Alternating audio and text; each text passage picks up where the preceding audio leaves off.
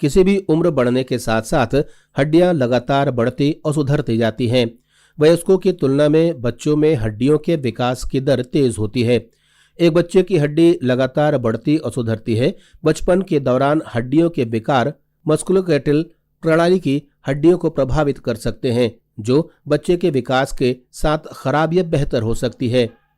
19 अक्टूबर को दुनिया भर में मनाए जाने वाले विश्व बाल चिकित्सा हड्डी और जोड़ दिवस का उद्देश्य बच्चों में मस्कुलोस्केलेटल स्थितियों के प्रभाव के बारे में जागरूकता फैलाना है। हड्डी और जोड़ों के संक्रमण को आमतौर पर मस्कुलोस्केलेटल विकार कहा जाता है, जो तंत्रिकाओं में मांसपेशियों, हड्डियों, जोड़ों, स्नायु बंधन को प्रभावित करता है। इस विकार पर आमतौर पर संक्रमण चोट के कारण यह हो जाता है और विरासत में भी मिलता है और बाद में बच्चे के बड़े होने पर विकसित भी हो सकता है।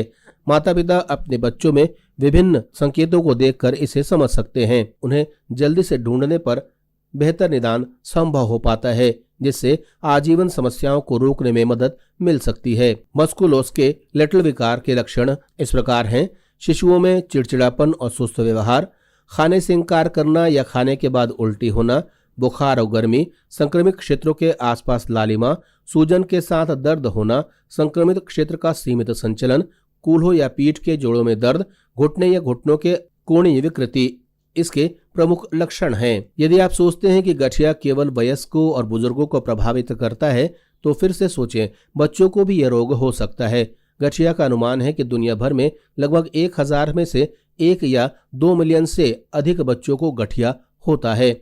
गठिया का सबसे आम स्वरूप जो युवा हड्डियों और जोड़ों को प्रभावित कर सकता है वह जुवेनाइल इडियोपैथिक आर्थराइटिस है। हालांकि बच्चों में फ्रैक्चर को नजरअंदाज किया जा सकता है, क्योंकि खेल के दौरान बार बार होने वाली घटनाएं सामने आती हैं।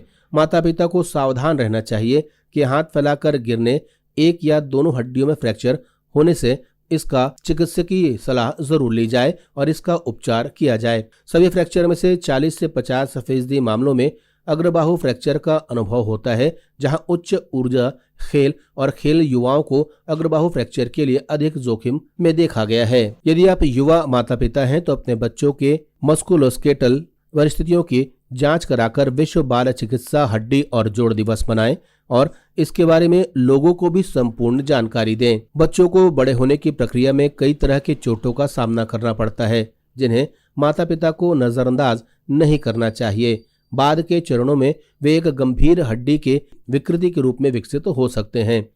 स्वस्थ संतुलित आहार मजबूत हड्डियों का आधार बनता है। हालांकि बच्चों को स्वस्थ भोजन खिलाना एक निरंतर लड़ाई है, जिसका सामना कई माता पिता करते हैं।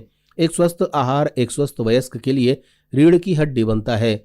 इस दिवस का मनाने का मुख्य उद्देश्य ये भी है कि बच्चों में होने वाली हड्डी की विकृतियों के प्रति आम लोगों को जागरूक किया जा सके और इसके लिए बरतने जाने वाली सावधानी के बारे में भी संपूर्ण जानकारी प्राप्त किया जा सके। इस अवसर पर हड्डियों से जुड़े हुए चिकित्सकों द्वारा विभिन्न कार्यक्रम किए जाते हैं, जिसके जरिए माता पिता को संदेश दिया जाता है कि किस तरीके से हम बच्चों के फ्रैक्चर को ट्रीट कर सकते हैं और किस तरीके से इसके चिकित्सकीय उपचार जरूरी है, ताकि भविष्य में ये कोई बड़ी विकृति बनकर सामने न आए।